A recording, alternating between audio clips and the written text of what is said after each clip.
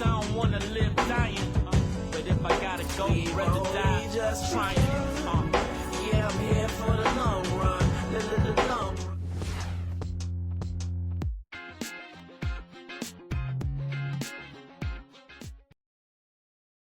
All right, fellas, listen up. We know what we got to do out there. Now let's go get it. You feel me? Let's do this. Come on.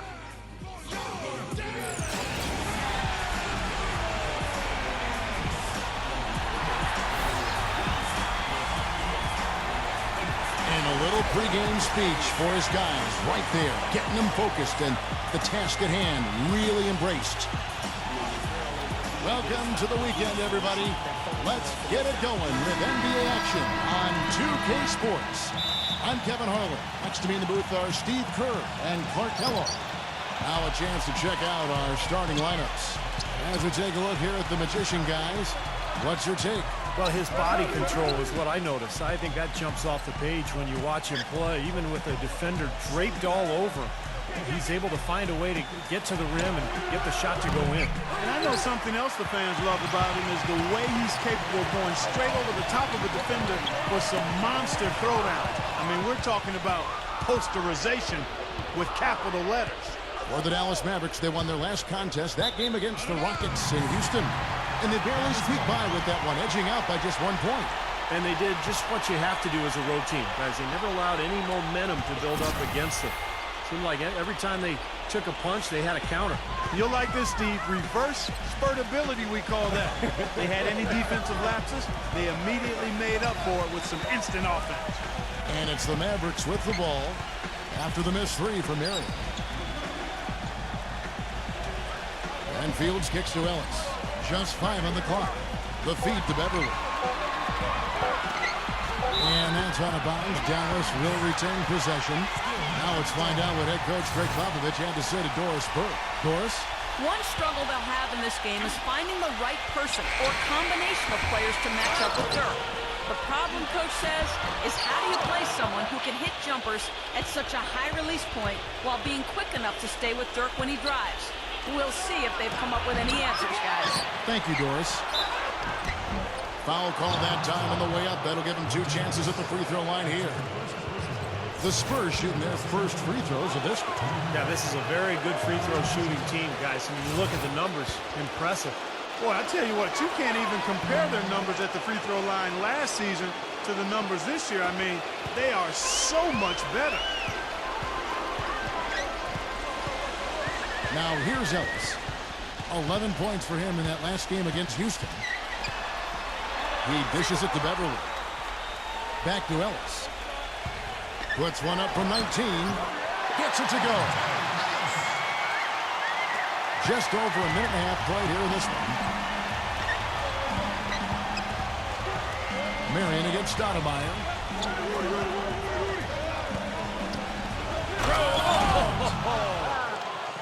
Putting on a show for these people.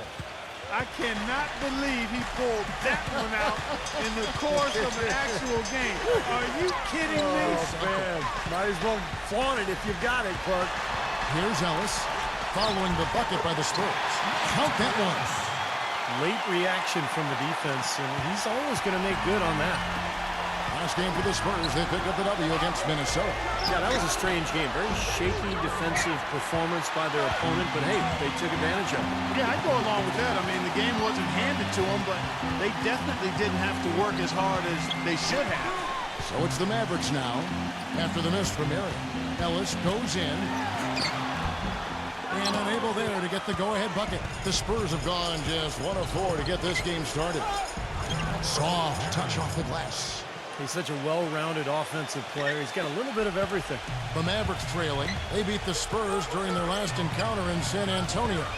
Well, and they got the better of them that game, I thought, by forcing turnovers. Their defense was terrific, and they were able to get out in transition and get some easy hoops. Now here's Ellis, averaging 18 points a game. No good from Beverly. Off his leg, and it's being called a kickball. Robin Lopez is checked in for Dirk Nowitzki.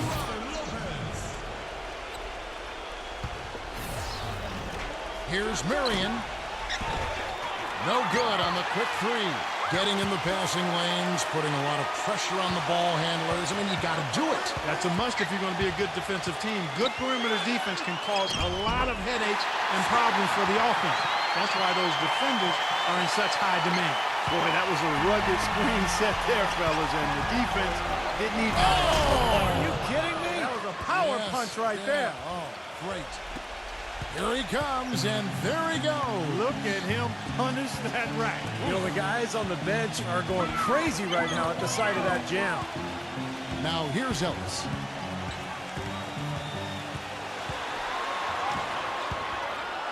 And it's going to be out of bounds. The Spurs will take it. And take a look at this. Every team loves to have guys like these. Big men who can pass like guards. These are their assist totals on the season. But take a look at Miriam, an uncommonly gifted passer, leading the league in assists. Well, I don't care what level you're talking about, high school, college, the pros. When you have the combination of size and passing skill that he does, what a huge advantage. And more than anything, I like the fact he's a master of the kick-out pass. He's got a great awareness of when one of his teammates gets open on the perimeter, and he's a willing passer in that situation. Back to Leonard. Pass to Duncan. 6 on the shot clock. And another basket for San Antonio. Smart move with that mismatch he's got. You know what? That extra advantage sure pays off on the mid-range jumper. Jeff Pendergrass checking in for Tim Duncan. Now here's Ellis. Andrew Fields on the wing. Feeds it to Beverly. Dallas moving it around. Ellis, the pass to Beverly. And Parker with the block. And there's the shot clock violation. Couldn't get the shot off in time. Over the last month, let's see how the Mavericks fared in the NBA ranking. 3rd in fewest turnovers per game. 15th in free throw percentage. And in the steals category, much to be desired there. The bottom 3rd of the league. And I love that number, called 3rd in fewest turnovers per game, because that's a sign of a well-coached team, very disciplined. They share the basketball. Their spacing is good. They've got a good plan of attack every game. So the players know where each other is, and that just allows for much better offensive execution. And here are the Mavericks now, after the missed three from Miriam. Usually, if he gets to the rim, he's converting it into points. But the defense stood tall there. Out of bounds, Dallas takes possession. We're out halfway through the season and a chance here to recap where all the teams in the West sit in the standings. You look at San Antonio, they're looking extremely sharp right now, poised in the top spot and playing very well. And checking out Dallas, just way behind. Seeing where Dallas is, they've just got to learn a few lessons from what they're going through this year. I mean, to use that experience to make sure that they grow from it. Well, you always want to be getting better, Clark. So I like what you're talking about. I mean, sometimes you can learn from adversity, learn from your mistakes. That's what this club has to do from here on out. From past the arc, and it's good.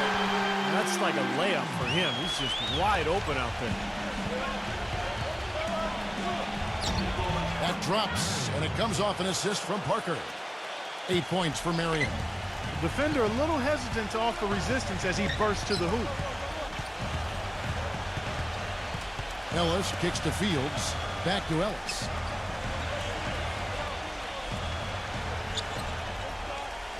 He feeds it to Fields. Lopez a screen on Leonard. A baseline J.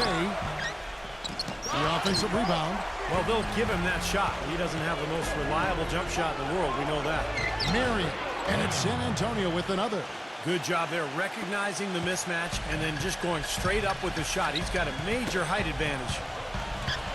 And it's out of bounds. The Mavericks able to retain possession here. And some changes here for the Spurs.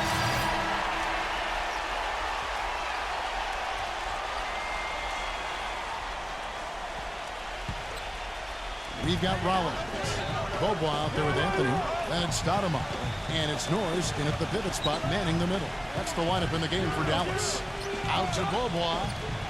Pass to Anthony. Here's Rollins. Drills it from outside.